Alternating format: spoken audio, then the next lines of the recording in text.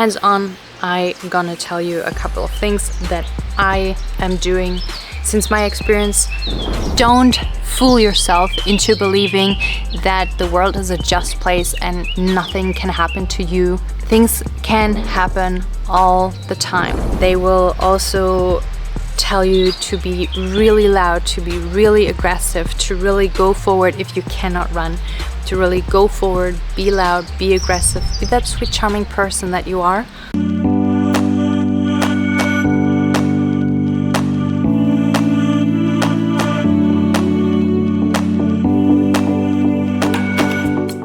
Hello everybody, how are you?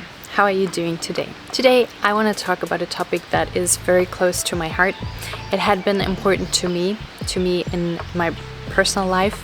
It had been important in the lives of some friends of mine, and I have heard some horrible stories, not first-hand accounts, but accounts of women disappearing, been dragged into cars. I've seen videos. I watched true crime documentaries, and I also had an experience on my own. The topic I want to talk about is self-defense. So I have 3 dogs, and I do walk them in the fields, in town, in the woods, everywhere. I like to walk them when there really is not a lot going on around, meaning that I could be very secluded somewhere in the forest. Or when I lived back then, when I lived in Germany, it was in the fields. And I wouldn't see people for half an hour or an hour. One time I saw a guy passing me, and he was then actually, it was sort of a circle-ish way, and he was then actually coming towards the other side and waiting for me behind some trees. He was an exhibitionist. I called the police, and the police came, and I filed a report. I was at the police interrogation thing like weeks after, but the case had not been brought to court then because there was not enough evidence, because he said that he was just, peeing, whatever. I've been very lucky in that situation because it was just an exhibitionist. But I could have been not lucky, and I was not super duper careful that there is maybe somebody hiding in like behind trees, okay? So that really sharpened my senses.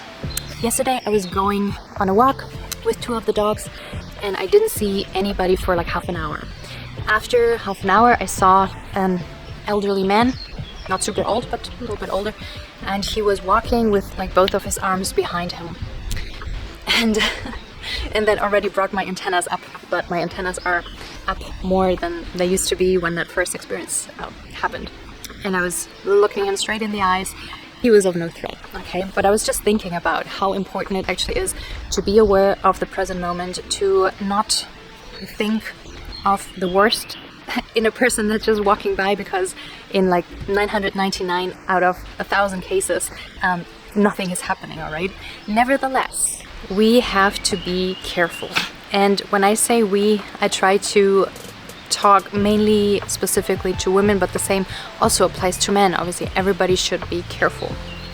So I find it important to share a couple of things that may help you not be the victim of something that could be prevented theoretically, okay? There never is a guarantee. We often think of the world as a just place. There's something in psychology we call the just world hypothesis, where when nothing bad happens to us, we think the world is just, and things that happen to other people, they had been somehow deserved. I don't want to get into the specifics, but if there's a woman walking around at 3 in the morning in a little mini dress and then something happens, a lot of people would say, oh well, victim blaming pure. So I'm not getting there. I don't ever want to get there. I don't think that anybody should think that the world is a just place, because terrible things can happen to everybody, and there's never a guarantee that things can be prevented.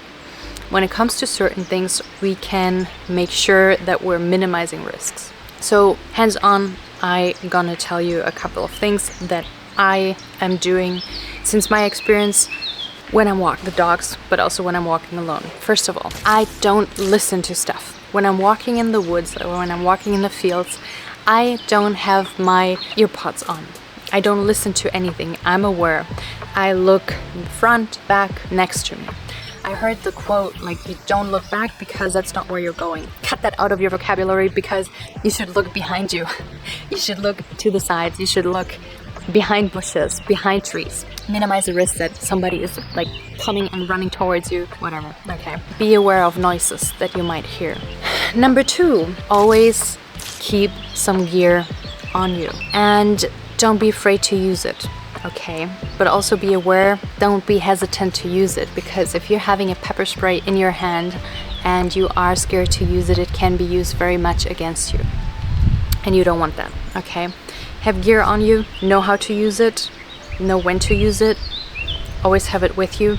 If you see somebody walking past you, it doesn't matter if it's a man or a woman, look them in the eye, walk upright. You can be the sweetest person in the world, you can maintain being the sweetest person in the world, but you have to be able to switch from one second to the other. It's super important. When I talked about the gear, I always keep with me, it's called like a self-defense kit, and this self-defense kit has a pepper spray. It has this wonderful thing. I actually purchased a bulk of those and I gave one to all of my female friends. It's a really, really terrific thing. So first of all, it has that little flashlight, but that's not really the function. You have this, and you just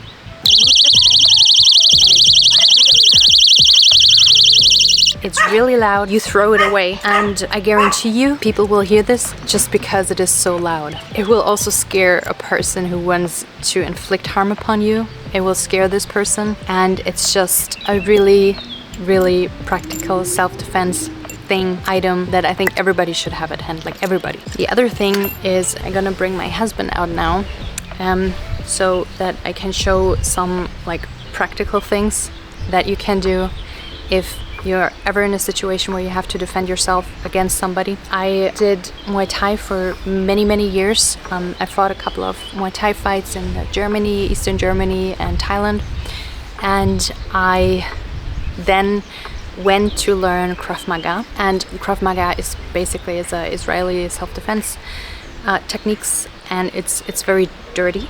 It's a very dirty fighting, so it literally is self-defense at its finest. So my Krav Maga teacher told me, Laila, you have a very beautiful technique, you have a very beautiful, clean fighting style, but when you think about self-defense, you're not clean.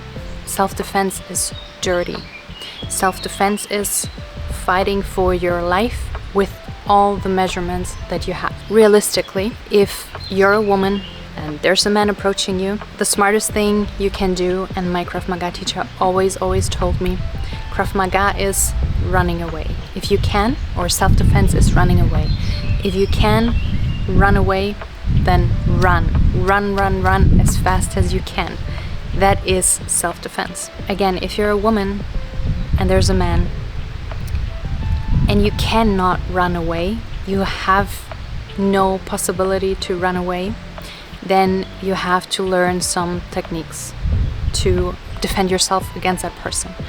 And I have male friends tell me, oh, but that doesn't do anything anyway, because, you know, a man is more powerful and all of that stuff. And while I think that's possible, yes, that's possible, that the chances for a woman are smaller fighting against a man who just is stronger, a woman should do everything that's in her power to have the best chances to get away alive. I've seen a video once that was absolutely terrible of a woman who was walking on a very lonely street, and a guy was approaching her and dragged her into the car. It was from a self-defense YouTube channel. I think maybe I'm gonna put it in here. And in that video, it's really terrible. If you're ever in a situation like this, you have to be able to fight and be ready to die right this spot. You have to basically, literally fight for your life. Because if you're being dragged into a car, where you're getting out of is gonna be way worse than having it finished right there. It's gonna be a lot of torture, unimaginable pain, and you don't know where you're getting. So you have to be able to give it your all right this moment. Doesn't matter how small the chances are. Okay, this is a very serious topic, and I'm not gonna sugarcoat it. The world is generally a very joyful place. Ideally, it is a safe place. I hope that most people will never make the experience of getting into a situation where they're not safe. But things can change from one moment to another, just like that. So be aware of it and do your best. First of all, of course, not to get into that situation, but it can happen. So be prepared that things can happen at any time. Okay, so run away if you can. Have tools handy, have them ready. Have a good fitness level, and that's also so important.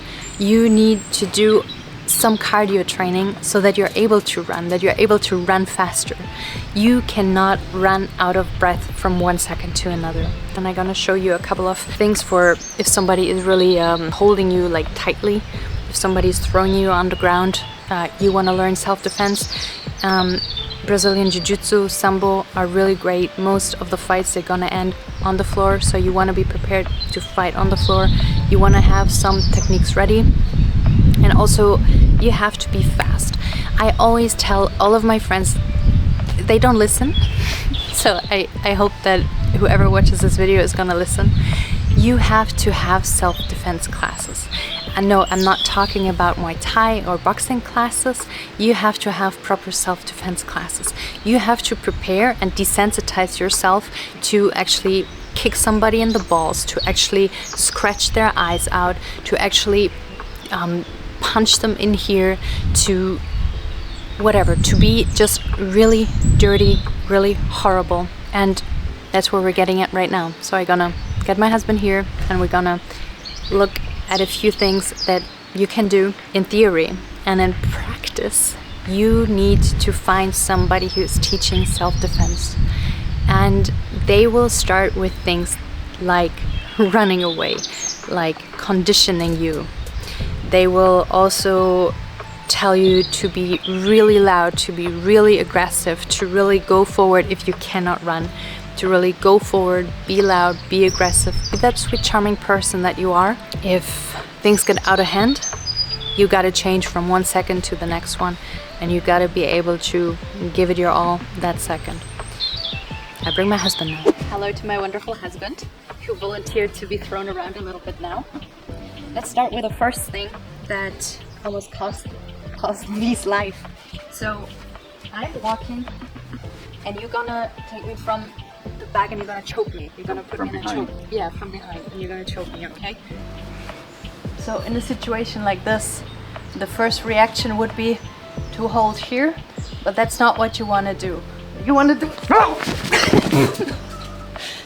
is take a man like that, because you want to get out of that as fast as you can. You have 2 seconds.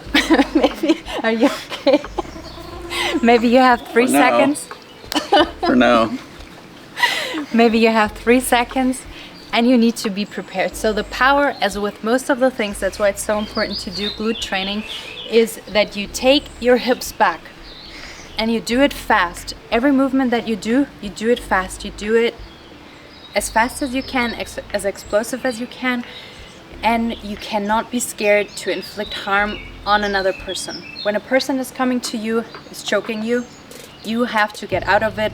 Doesn't matter if their neck breaks, nothing matters. You gotta get out of it safely. You got to act really, really fast. You wanna break my neck? No, I don't want to break your neck. Do you have another thing that comes to your mind? Grabs you really hard by the arm. Yeah, you're gonna elbow. That's my Muay Thai influence. I like to use the elbows. I think about elbows and knees a lot. Other things, very basic things. So basic Krav Maga rule number 1. Somebody comes to you, approaches you, you try to de-escalate, you hold the distance. Okay, if you see that's not working, the other person comes closer and closer, and you're falling out of options here, take a look at your surroundings. You never want to be cornered into a wall. If you see the other person's really not backing off, kick in the nuts, elbow, you can also really hurt them here, either like this or like this. You can poke him in the eye, be dirty, think dirty. You want to get out of a situation where somebody's trying to inflict harm on you. So we have the advantage right now. Actually, my husband had the advantage right now. That was very cushiony and nice, but imagine somebody's really, I think it's a very realistic hold that somebody's really trying this, and I'm not gonna do it right now because I don't want to hurt you. But if somebody is having you in this position and you're gonna throw them like that and they're not landing on some soft cushiony stuff, it's gonna hurt like hell. And what you're gonna do after, you're gonna run away. Rule number one, whenever you can, run away. Don't escalate the situation. Again, if you cannot get out of the situation, be prepared to, let your life for that situation. I mentioned the situation with the being dragged into a car. Where you're getting out of is not safe for you. A person that is going to attack you somewhere in the woods, try to bring you into a car, even in a club, trying to drag you into a toilet, whatever the situation might be, is gonna inflict a lot of harm for you. So you cannot have your little sensors on that tell you that you cannot harm the person right this situation. If you do have a partner, then ask your partner to, put you in a hold and to pretend fight you in this moment, and train with him how you can get out of it. In this situation, like a playful thing, but you can learn a lot of valuable things that hopefully you never have to use them, but if you do, that may help you in a real scenario. So it's nice to train some nice defense techniques, but at the end of the day, if you're getting into a real fight, you'll probably not think about, okay, when he does this, I gotta do this and this and this. Instead, you repeat until certain things come naturally. So if you play fight with your partner, and he can give you some really valuable tips. Ideally, the both of you would train Krav Maga, Sambo, Brazilian Jiu-Jitsu, Judo, Karate, Thai boxing, anything, any fight. Ideally, a fight that's, ending up on the ground. MMA, very brutal, I think, but it's very effective. So have somebody that you can go through stuff with. Do self-defense classes. Have things ready, have things handy on you. Don't fool yourself into believing that the world is a just place and nothing can happen to you. Things can happen all the time. There's like a little new age spiritual thing that's saying, like belief system that's saying that if something bad happens to you, then your energy just wasn't right. If you believe it or not, things happen to the best of the people. So believe in the best in people. I love a positive mindset, positive psychology, optimism, and all of these things. But at the same time, don't be naive when you're doing things. Don't be naive when you're walking around. Don't think every person in this world is just trying to do good things to you, because there is a minimal chance that they're not. Be prepared for it, but don't fall into like a negative bias either. So just stay realistic, be aware of danger, take your measurements, increase your chances of getting out of situations safely, and please do get yourself pepper spray, do get yourself that very loud alarm thing, do self-defense classes, do train with somebody who can teach you valuable things. And that's it from me. I hope that you learned some valuable things. I hope that you take a little bit of inspiration and you are practicing self-defense, practicing conditioning yourself, are open-minded and receptive when you're going for walks, no matter where it is, no matter what time of the day it is.